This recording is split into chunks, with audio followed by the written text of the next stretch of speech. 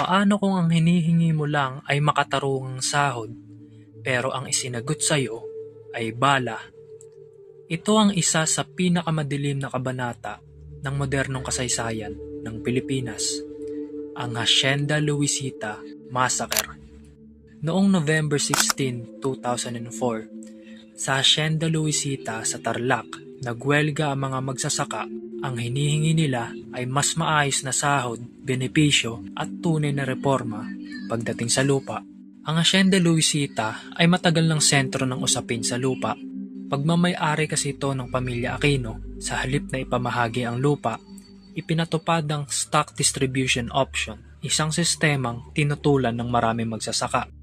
Habang tumitindi ang welga, dumating ang pulis at militar upang buwagin na nagpoprotesta. Biglang nauwi sa karahasan ang tensyon. Nagpaputok ang mga armadong puwersa, 7 manggagawa ang nasawi, marami ang nasugatan. Bumulusok ang galit ng publiko na nawagan ang sambayanan ng hustisya at pananagutan. Taon ang lumipas bago umusad ang mga kaso, at para sa marami, hindi sapat ang naging panagot.